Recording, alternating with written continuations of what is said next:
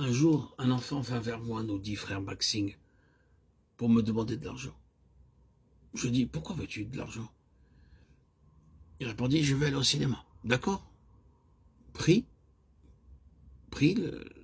pour l'argent, lui dis-je. Il dit alors, mais pouvons-nous prier pour une chose que nous savons être mauvaise? Lorsque cet enfant commença à prier, il dit, ma langue ne remue pas, il n'était qu'un petit enfant, mais il savait que c'était mauvais. Pouvons-nous demander au Seigneur, Seigneur, est-ce que ton nom est glorifié par mon vêtement, par mon chapeau? Nous devons vivre une vie de séparation, même si l'on se moque, si l'on nous ridiculise, et si l'on rit de nous, parce que nous sommes un peuple saint et acquis, et que nous devons refléter la gloire de Dieu par nos vies. C'est comme ça qu'il nous faut vivre, une vie de complète séparation, dans notre façon de nous habiller, dans nos manières, nos habitudes, notre comportement. Nous sommes le peuple de Dieu et nous devons être gouvernés par la parole de Dieu et le démontrer par notre comportement, nos vêtements, nos goûts, la musique ou tout autre intérêt, quel qu'il soit, afin que son nom puisse être glorifié. Nous lisons Apocalypse 2, 18-20.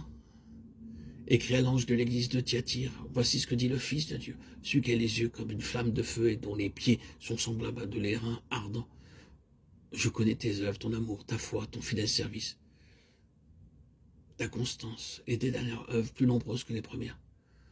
Mais ce que j'ai contre toi, c'est que tu laisses la femme Jézabel qui se dit prophétesse enseigner et séduire mes serviteurs pour qu'ils se livrent à l'impudicité et qu'ils mangent des viandes sacrifiées aux idoles. Apocalypse 2, 18, 20.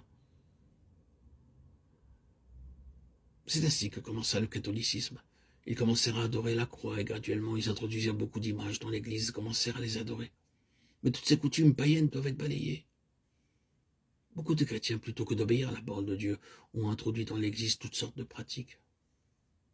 C'est la raison pour laquelle il y a tant de stérilité. Toutes ces choses enlèvent la gloire du Seigneur Jésus-Christ. Dieu est esprit et nous devons l'adorer en esprit et en vérité. Dieu est esprit, il faut que ceux qui l'adorent l'adorent en esprit et en vérité. Jean 4, 24. Préserver la simplicité de l'adoration. Libre des pratiques, des cérémonies et des rituels sans aucune signification. Souvent, la Sainte Communion devient uniquement une cérémonie.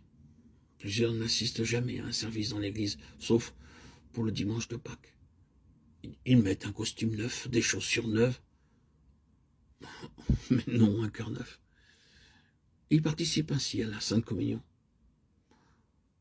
Il y a parmi eux des fumeurs, des ivrognes, des adultères, et même les pasteurs qui donnent la Sainte Communion, qui eux-mêmes fument.